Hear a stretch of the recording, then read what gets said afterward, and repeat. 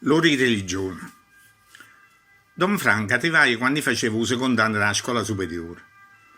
Il primo anno, con un altro professore, l'ora di religione per noi era un intervallo tra una materia e un'altra, quasi una ricreazione.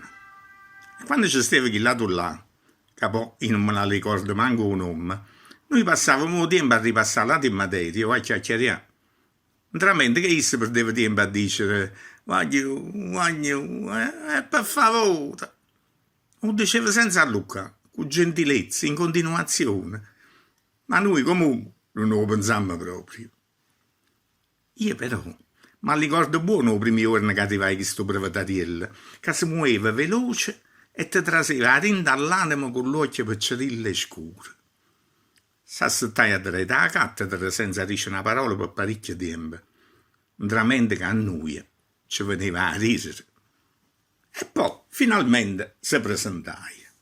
Ricette che essa era una prevata, sì, ma non era come malato. Anzi, voleva essere differente dai prevati che conoscevamo noi. E le parole sue mi facettero diventare curiosa assai, perché a chiesa di danni non mi piaceva. E io me ne ero sempre tenuto lontano fino a quel momento. Per il tempo che è stato con noi, Don Franco non parlai mai né del Vangelo e manco delle cose che diceva a chiesa. Invece ci parlava del fatto che essa stava in mezzo all'operaio e ci faceva capire quanto poteva soffrire chi non trovava la fatica per campare o chi non poteva stare con l'altro perché nessuno voleva stare con essa. Ci parlava di come cercava di dare una mano a certi guaglioni un poco più grossi di noi che si distruggevano con la droga.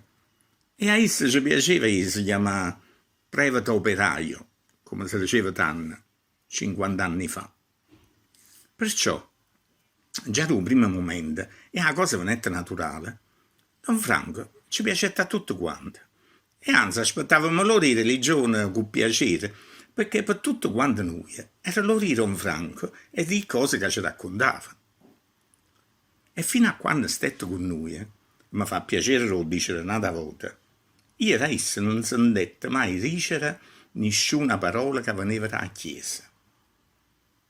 Non ci addumannai mai nessuno di noi se io mai chiesa o no.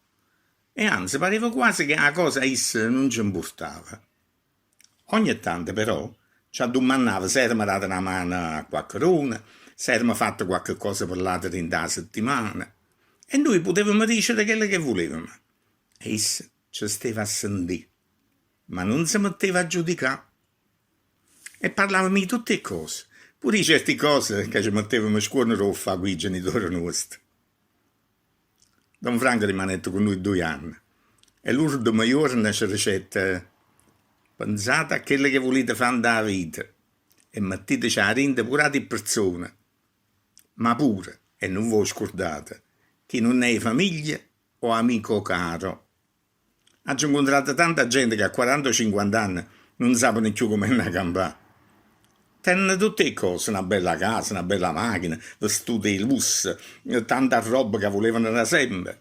Eppure mi dicono che ci manca qualche cosa e manca loro sapano che è. O di chi è quello che ci manca? Sono gallate, a dare qualche cosa all'altra, a far trasere in la vita loro, a così che non si chiamano più late. Se il mondo siete solo voi e poche persone, il mondo vostro sarà sempre poverello. Dopo che ho venuto a scuola, tante volte mi è venuta la voglia di chiamare, lo a trovare, ma non l'ho mai fatto.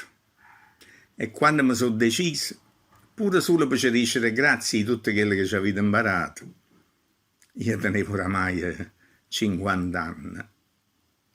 E Don Franco, già da parecchio tempo, se ne è riuscito in domo la verità.